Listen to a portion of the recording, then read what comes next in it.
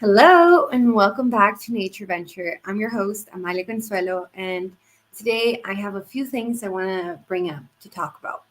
First is last week I meant to record a video for you guys, but it was a little difficult to get it to you guys with the sharing process.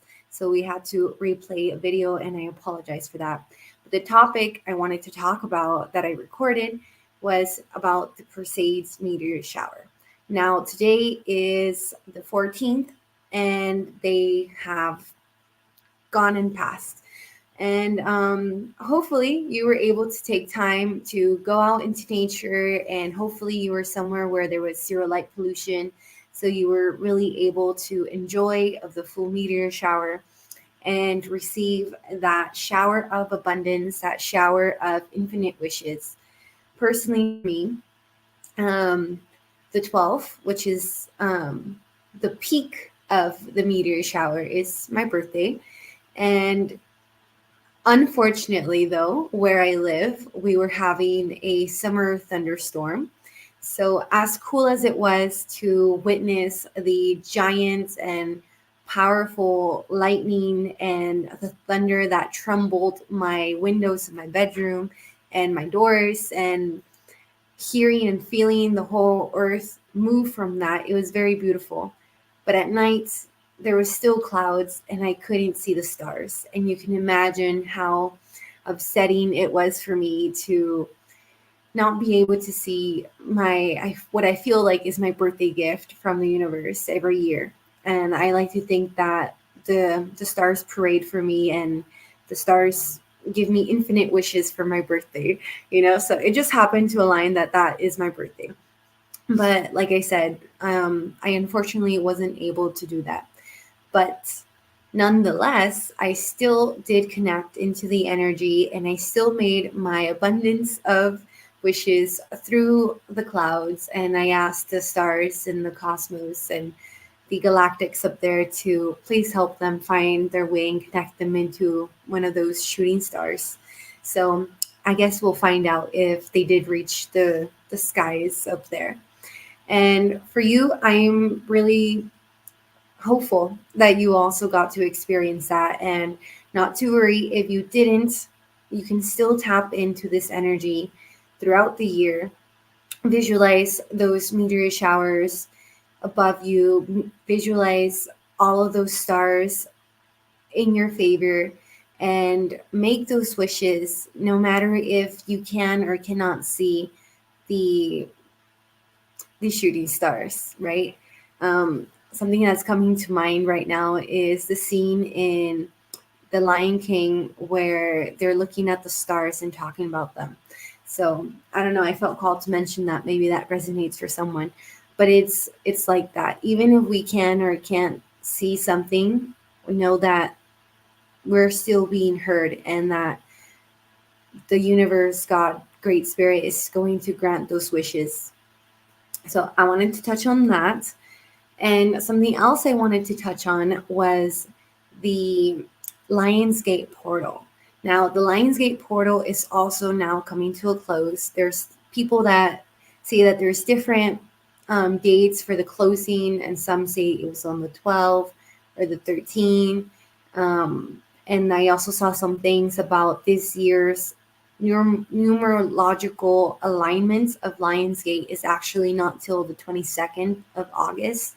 So I'm not totally sure, because normally Lionsgate, what it references is not just, well, this year was the 888 portal because of the eighth day, the eighth month, and 2024 sums up to an eight. So aside the Lionsgate portal, it was the 888 portal, which again, you can still tune into and connect into and make those wishes. So I hope that you took the time to visualize, to script, to meditate and manifest. But also something that goes hand in hand with that, that is something that I've been living through, is the waves of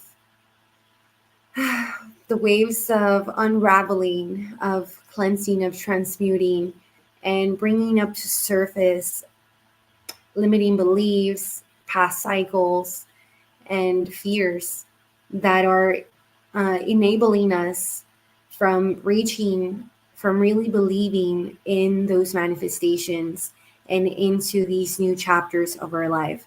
So if you are someone that resonates with, and you have found yourself living through these moments of so-called the dark night of the soul, even though we might have already gone through it, it is once again a cosmic reminder that there is equilibrium in everything. And in order to receive more, we need to also give.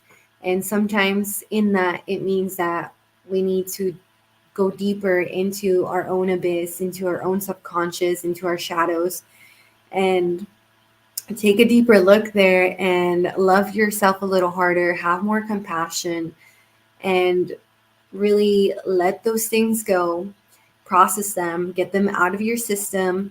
And in past episodes, I have talked about the various ways that we could do this.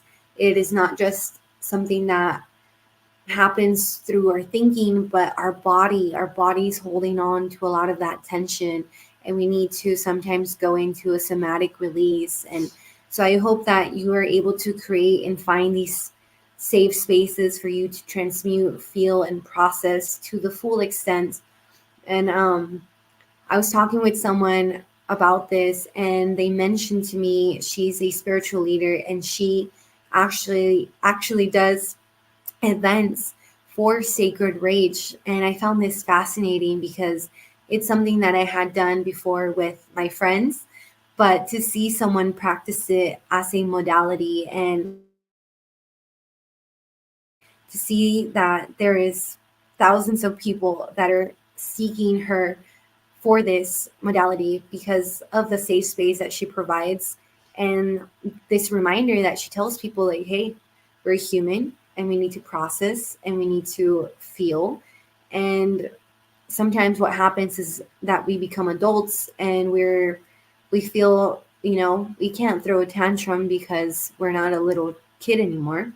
But in those safe spaces, it is for that, to allow yourself to process things how you would as a kid. And that has a neural linguistic recoding effect in us that is only really achieved when we process it through those techniques.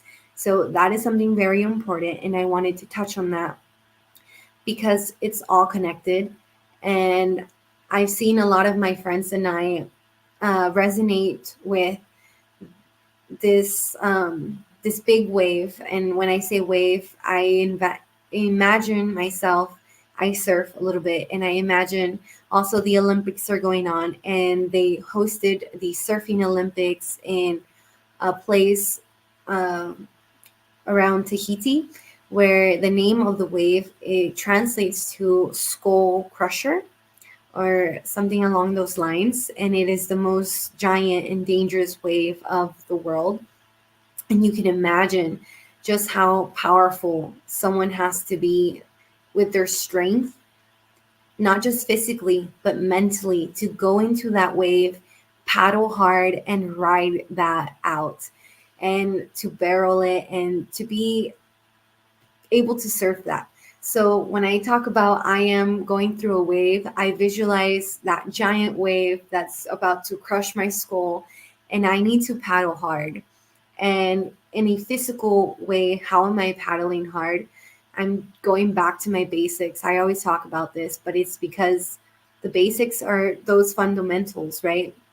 Deep breaths, hugging a tree, and allowing yourself to talk about it with your friends, with your loved ones, and if not, a therapist or with a tree.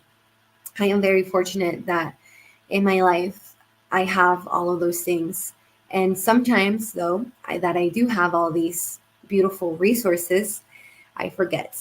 And that's another lesson that implies to this is I lock myself in my room and I just kind of stare at the ceiling and process it by myself. And then after a few hours, I go out and I remember, oh, right, there is a whole world outside of my room, outside of my mind. There's a whole world happening over here. And my community is wanting and waiting for me, just as they are for you, to reach out, to talk with them, for them to offer you a hug, to hang out, to go grab a coffee, to go look at the waves at the beach together. It's all there for us. And I urge you to remember that the next time that you're doing something that I just mentioned, of trying to keep it into ourselves, trying to process things on our own, remember that there's community there for you. And I have one of my best friends who is also a public speaker, and she's a personal coach, and she is on this mission with me to build heaven on earth. And she really inspires me to be vulnerable, and that through vulnerability we can be authentic and more. Oh, there's this fly around in my room, and I don't like that. Flies are said to be monitoring spirits. So interesting. Anyway, maybe that also resonates for you. If all of a sudden there are flies around you when there shouldn't be, could mean that someone is trying to spy in on you and stuff. But there's things that we could do. First off, I have a lighter next to me, but I have my R1 that I will burn later, and simply just opening up my window, right? And sometimes, oh, I see, it's connecting back into the theme that is overall of spiritual protection, because we are going through a spiritual war. And that is all connected into the things that I was sharing about um, passing through these cycles of having to see that inner darkness, those shadows, no matter how much we've already worked on ourselves. And sometimes, like when I mentioned that I was in my bed, just, like by myself, that moment is a spiritual warfare, because there's thoughts and there's spirits, and it could just be also sometimes self projections that is of that darkness, those shadows, and they're talking in our ear, and we can hear atrocious things, right, that we would never dare to say or to do. But it's like a temptation, and it's going back to my friend. She says, new level, new devil. And I wish that wasn't true, but it has been true in my life. And if that resonates with you, I want you to know you're not alone. And that as we continue to ascend and reach higher levels of ourselves, these waves, this darkness, these devils, these inner demons will try to tempt us again. They will start talking in our ear again.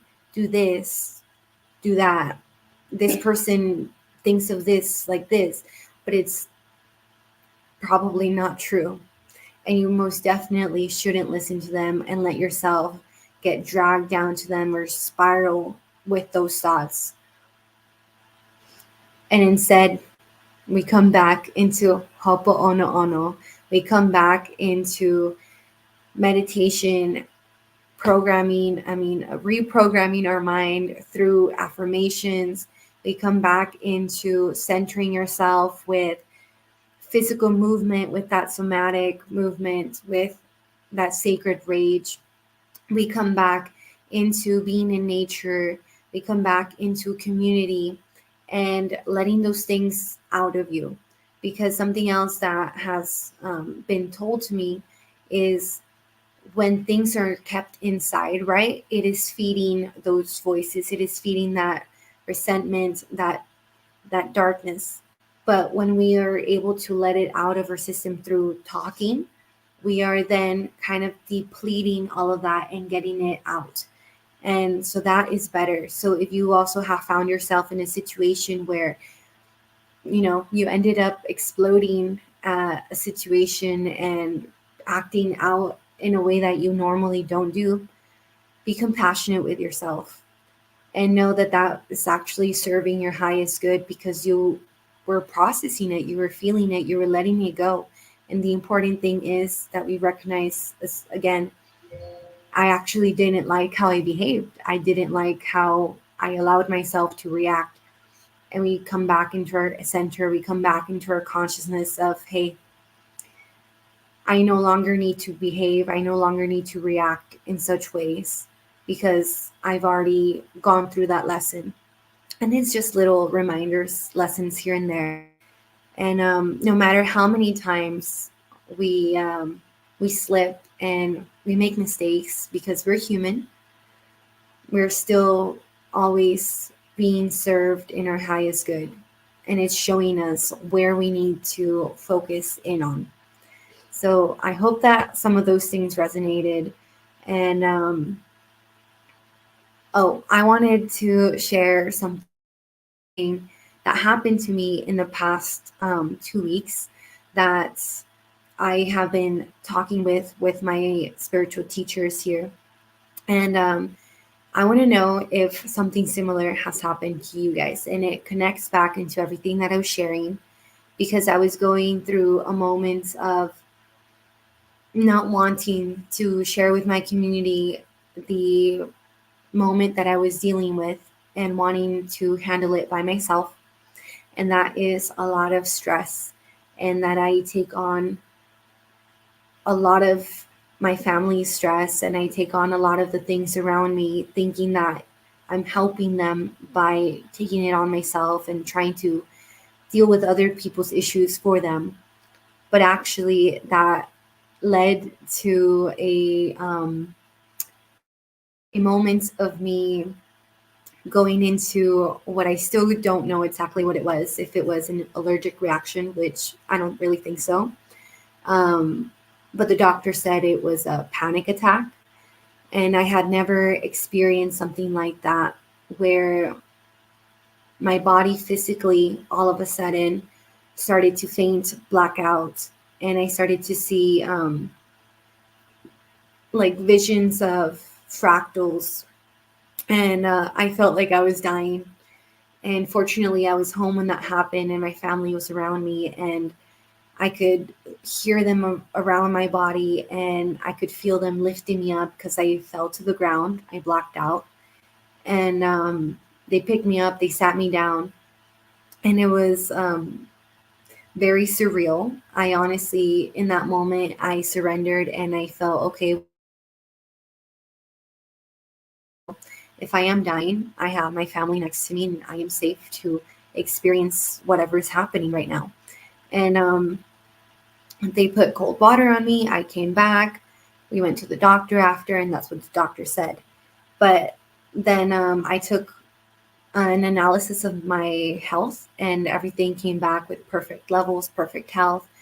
And so then I talked to one of the shamans that I work with, and my grandma, as you know, and they said, well, it's a wave of energy that came into your body. And I mentioned this because I wasn't the only one. Around those states, three other people that I know that are also medicine people, something similar happened to them, where they all of a sudden started to faint. They started to, feel themselves in between worlds. And we're not sure exactly what happened. There was also a big solar storm that happened that day. And something that also connects into this is, I forget exactly the number, but one person vibrating at, what was it, like,